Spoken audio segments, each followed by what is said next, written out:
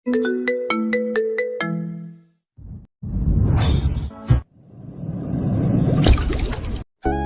গাড়িতে বসে আছি, হঠাৎ তখনই একটি জায়গায় চোখ আটকে যায়।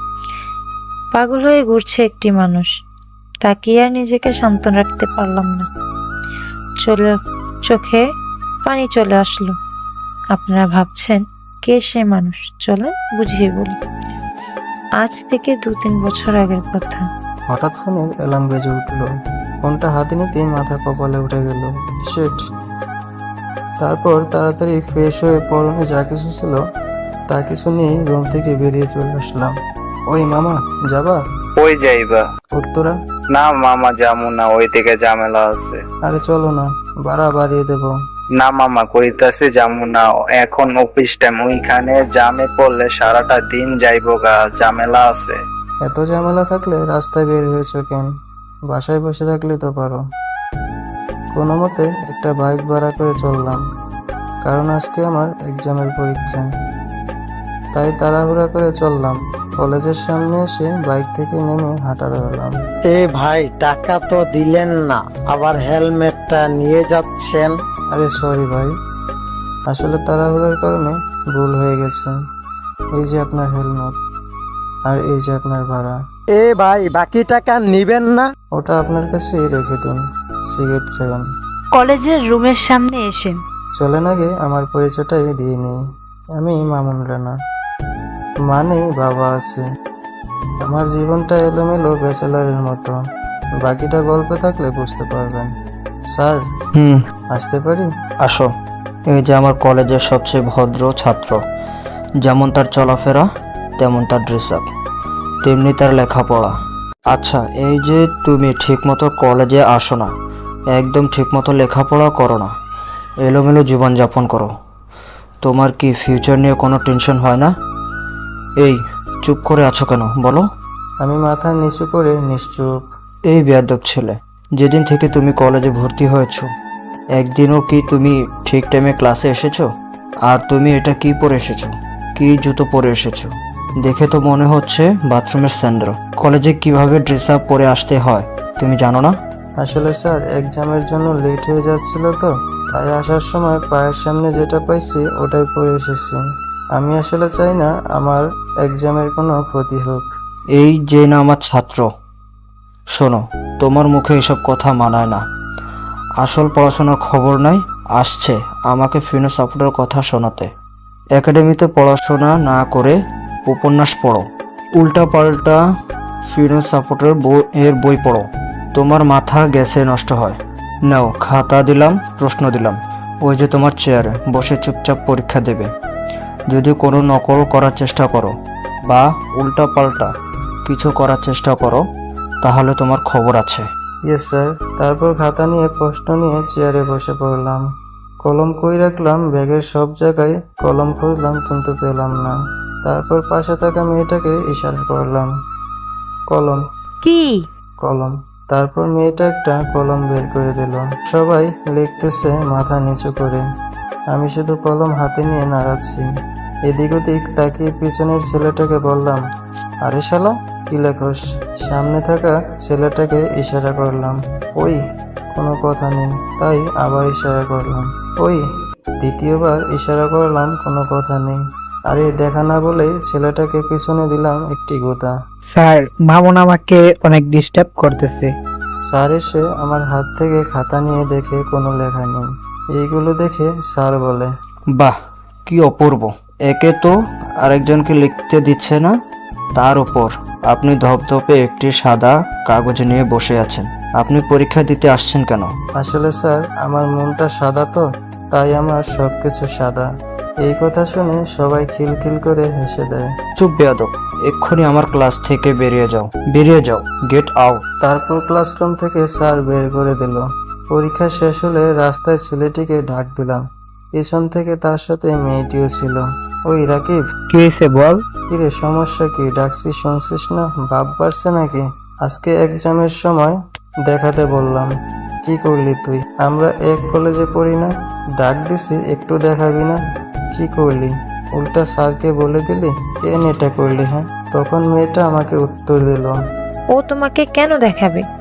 তোমার কি নিজের ব্রেন নাই আর জ্ঞান বুদ্ধি কিছুই নেই? তুমি কি বাসা থেকে পড়াশোনা করে আসতে পারো না?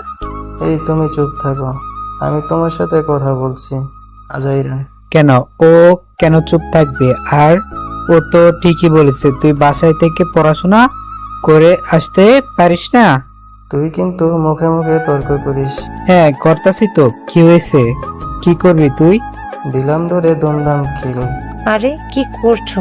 ছাড়ো বলছি, ছাড়ো। আরে কি আশ্চর্য, এই ছাড়ো, এই। আরে ছাড়ছো না কেন? তারপর মেয়েটি কষিয়ে দুটি থাপ্পড় মারলো। বেয়াদব ছেলে, রাস্তাঘাটে গুন্ডামি শুরু করছো?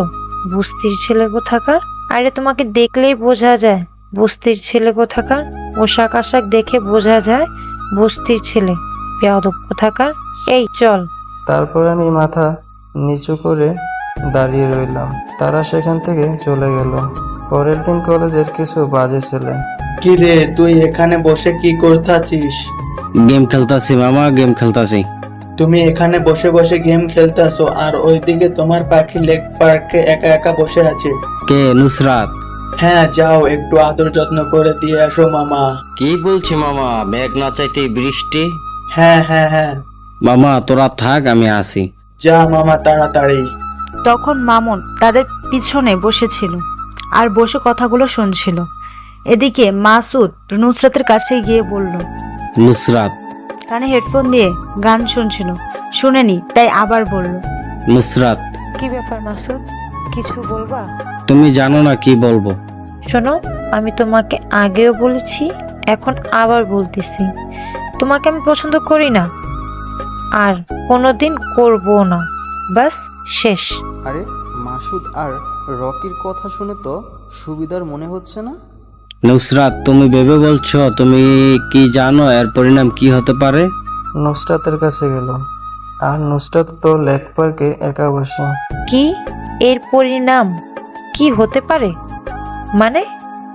শোনো, আমি ভেবে বলছি, আর তুমি আমাকে স্বপ্নেও কোনোদিন ভাববে না। যাও এখান থেকে, যাও বলছি। আরে দূর, আমি নুসরাতকে নিয়ে কেন ভাবতেছি? নুসরাত, তাহলে আর কি? মাসুদ তো ছেলেটা ভালো নয়। প্রেম যেহেতু কর ভাই না, আবার নুসরাতের সাথে কোনো ঝামেলা করবে না তো? প্রেম করে যেটা করতাম সেটা এখন করে ফেলি। তারপর মাসুদ নুসরাতের হাত ধরে, আরে কি আশ্চর্য! আ মাসুদ, মাসুদ হাত ছাড় মাসুদ। আরে কি মাসুদ! ঠিক তখনই ঘুষি মারলো উল্টাপাল্টা। ওই তো, সাহস কত আমার দেখা আছে। আমি নিজে যতই খারাপ হই না কেন, আমার তো মা নেই, তোর তো মা আছে। হ্যাঁ, একটা মেয়ের সম্মান কই থাকে তুই জানিস না? এরপর থেকে যদি এমন করার কথা যদি ভাবস কখনো, প্রিন্সিপাল স্যারকে বলে তোকে এখানের ক্যাম্পাস থেকে বের করতে হবে। আমার ভালো করে জানা আছে। কি আবার এমনি ফেল করে তাকায় আসিস কেন? যা জানা। তারপর মাসুদ সেখান থেকে চলে যায়। মামুন, ধন্যবাদ তোমাকে। ধন্যবাদ দেওয়া লাগবে না, তোমার জন্য আসি নাই আমি। আমার তো ছোটবেলায় মা মারা গেছে, কিন্তু আমি ছোটবেলায় দেখছি বাবার কাছে আমার মায়ের জন্য কতটা সম্মান আছে। আমি নিজেই যতটা খারাপ হই না কেন, আমার বাবা আমাকে শিখাইছে কিভাবে মেয়েদের সম্মান দিতে হয়। না হলে তুমি সেই দিন আমাকে চড় মারার পরও চুপ থাকতাম না। কথাটি বলার পর সাথে সাথে মামুন সেখান থেকে চলে যায়। কিন্তু নুসরাত চেয়েছিল তার সাথে কথা বলার জন্য, কিন্তু মামুন পাত্তা না দিয়ে চলে যায়। তারপর থেকে যখন নুসরাত মামুনের কাছে যায়, তখনই মামুন নুসরাতকে ইগনোর করে চলে যায়। এভাবে কয়েকদিন চলে যায়। হঠাৎ একদিন নুসরাত মামুনের পথ আটকায়। এই মামুন, শোনো না। কি হয়েছে? তুমি আমার পথ আটকাচ্ছ কেন? তোমার সাথে আমার কোনো কথা নেই। আচ্ছা, তুমি এরকম রেগে যাচ্ছ কেন? সেদিনের ব্যবহারের জন্য I am sorry, please sorry. তুমি আমার কাছে মাপ চাচ্ছ কেন? তুমি কোনো দোষ করেছো? এই সরো তো, তোমার সাথে কথা বলার কোনো ইচ্ছে নেই আমার। আরে শোনো না, প্লিজ আমাকে এবার মতো ক্ষমা করে দাও। আমি না বুঝে ভুল করে ফেলেছি, সরি বললাম তো, সরি। দীর্ঘ একটা শ্বাস ফেলে মামুন বলল, আচ্ছা ঠিক আছে, মাফ করলাম। নুসরাত একটা মুচকি হাসি দিয়ে বলল, আচ্ছা ঠিক আছে, তাহলে আমরা এখন থেকে ফ্রেন্ড। তারপর নুসরাত তার হাতটি মামুনের সামনে বাড়িয়ে দিল। মামুনও তার হাতের সাথে হাত রেখে ফ্রেন্ডশিপ করলো আর বলল, আচ্ছা ফ্রেন্ডস। ওকে, আমরা যখন ফ্রেন্ডস হয়েই গেলাম, তাহলে আমার একটা শর্ত আছে। শর্ত? কি শর্ত? শর্তটা হচ্ছে তুমি আজকে আমাকে সারাদিন নিয়ে ঘুরবে, ঠিক আছে? তোমাকে নিয়ে ঘুরতে আমার কোনো প্রবলেম নেই, কিন্তু আমার একটা শর্ত আছে। তোমার শর্ত? ওকে, বলো কি শর্ত? আমরা ঘুরবো ঠিক আছে, কিন্তু সেটা পায়ে হেঁটে, কারণ পায়ে হেঁটে ঘোরার মতো মজা আর অন্য কিছুতে নেই। একটু হালকা হেসে নুসরাত বলল, আচ্ছা আচ্ছা, ঠিক আছে, তাই হবে। তুমি যেমন রহস্যমূলক, তোমার শর্তগুলো তেমন পেঁচানো। চলো। তারপর দুজনে পায়ে হেঁটে অনেক ঘোরাঘুরি করে, অনেক আনন্দ ও মজা করে। তারপর বাদাম কিনে তারা একটা পার্কে গাছের নিচে বসে। এই মামুন, তুমি বাদামের খোসা সহকারে কেন খাচ্ছ? বাদামের খোসা ফেলাতে আমার ঝামেলা মনে হয়, আর এমনিও এভাবে বাদাম খাওয়ার ভিতরে আলাদা একটা ফিলিংস আছে। বাদাম খেয়ে আবার পায়ে হেঁটে ঘুরতে থাকে একসাথে। দুজন অনেক গল্প করে। তারপর এইভাবে অনেক দিন তাদের বন্ধুত্ব। হঠাৎ একদিন আর্জেন্ট ফোন দেয় নুসরাত। ওই কি হয়েছে? এত আর্জেন্ট ডাকলে যে, কোনো সমস্যা? আরে কোনো সমস্যা নেই, আমার ভাই ফাহিম আছে না, ফাহিমের বার্থডে, কিছু কেনাকাটা করব। চলো। তোমার আবার ভাই আসলো কোত্থেকে? সেটাই তোমার বুঝতে হবে না, তুমি চলো। চলো তো। তারপর তারা ঘোরাঘুরি করে, অনেক কিছু কেনাকাটি করে, আবার একসাথে ফুচকা খায়। তারপর দুজন রিস্কায় উঠে বসায় যাওয়ার জন্য রওনা হয়। তখন নুসরাত মামুনকে বলে, এই মামুন, তোমার এই যে চুলগুলো এত এলোমেলো অগোছালো, সব সময় দেখতে একদম পাগলের মতো লাগে। লোকজন কি ভাবে বলো তো? আমার কাছে সেটা মনে হয় না, আমার কাছে তো এমনিও ভালো লাগে। তোমার কাছে যেটা পাগলের মতো, ওটা আমার কাছে নর্মাল লাগে। এমন সময় মামুনের একটা ফোন আসে। তখন মামুন বলে, ফোন আসছে, দাঁড়াও। তখন ফোনটা রিসিভ করে বললে মামুন, হ্যাঁ বাবা, কি হয়েছে? আচ্ছা তুমি থাকো, আমি আসতেছি। এই মামা, রাখেন তো একটু। রাখেন রাখেন নুসরাত, আমার না মনে হয় একটু যাওয়া উচিত। বাবার না শরীরটা অনেক খারাপ। উচিত মানে কি? এক্ষুনি যাও, যাও যাও, তাড়াতাড়ি যাও। আচ্ছা ঠিক আছে, সাবধানে যাও তাহলে। আচ্ছা। এই মামুন, এটা ধরো। এইগুলো কেন? এইগুলো তোমার জন্য কিনেছি। আমার মানে? এইগুলো তোমার জন্য কিনেছি। নিজে তো কখনো কিছু কিনবে না, থাকবে পাগলের মতো এলোমেলো। এখন থেকে তোমাকে গুছিয়ে দেওয়ার দায়িত্বটা আমি নিলাম। হাই রে, তুমিও না পারো। আচ্ছা সাবধানে যাও। এই দাঁড়াও দাঁড়াও, 1 মিনিট। আবার কি? এটা ধরো। এটা কি? Hair spray. এটা আবার কখন কিনলে? ওই যে তোমাকে যখন আসতে বললাম, আমি ওয়েট করছিলাম, তখনই কিনেছি। আচ্ছা ঠিক আছে, বুঝলাম। Hair shape? হেয়ার শেপ দিয়ে আমি কি করব? হেয়ার স্প্রে দিয়ে মানুষ কি করে বলো তো? এই যে তোমার পাগলের মতো হেয়ার গুলো, এইগুলো হেয়ার স্প্রে দিয়ে ভালো করে সেট করবে, তারপর চলাফেরা করবে, ঠিক আছে? আচ্ছা ঠিক আছে, আচ্ছা তুমি সাবধানে যাও। তারপর নুসরাত রিস্কাওয়ালা মামাকে বলল, এই মামা চলেন। কিছুদিন বাদে হঠাৎ সকালবেলা একটি ফোন আসলো। মামুন ফোনটি রিসিভ করলো। ওপাশ থেকে বলল, হ্যালো মামুন। আমি এতদিন তোমাকে কতগুলো কল দিয়েছি, কল ধরনি কেন? কি হয়েছে তোমার? আরে তোমাকে আমি সব বলবো। তোমাকে একটা গুড নিউজ দেওয়ার আছে। আগামীকাল সন্ধ্যায় দেখা করতে পারবে? হ্যাঁ পারবো। আমারও তোমার সাথে অনেকগুলো কথা বলার আছে, কিন্তু কোথায় দেখা করতে আসবো? কোথায় দেখা করতে হবে টেক্সট করে জানিয়ে দেব। আজ রাখি তাহলে, আগামীকাল দেখা হচ্ছে। আচ্ছা। এই বলে ফোনটা কেটে দিল। তারপর আগামীকাল তারা দেখা করলো এক জায়গায়। এতদিন কোথায় ছিলে তুমি? তোমায় আমি এই কয়দিন পাগলের মতো খুঁজছি। মামুন, মাঝে মধ্যে হারিয়ে যাওয়াও কিন্তু মন্দ না, ভালো। কিন্তু তুমি আমাকে পাগলের মতো কেন খুঁজছিলে? আছে কিছু কারণ। আরে কি কারণ বলবে তো বাবা? আচ্ছা, এত লুকোচুরি করা কি ঠিক আছে? আমারটা বাদ দাও, তুমি না বললা কি একটা গুড নিউজ আছে, ওটা বলো। আছে একটা কারণ, শেষ কথাটা না হয় শেষে বললাম। শেষে কথা মানে? বুঝলাম না। তোমার বুঝতে হবে না, বলো, তুমি যেটা বলতে চেয়েছিলে সেটা বলো। আমি তোমাকে ভালোবাসি নুসরাত। ভালোবাসি মানে?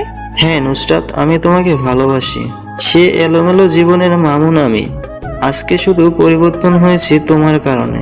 মামুনের জীবনের নুসরাত না আসলে এ জীবন কখনো গোছানো হতো না। এতদিন কিছু আমি বলতে পারিনি ভয়ে, যে আমাদের ফ্রেন্ডশিপটা যেন নষ্ট না হয়ে যায়। কিন্তু আমি আর পারছি না নুসরাত, আমারে ভুল বোঝো না তুমি।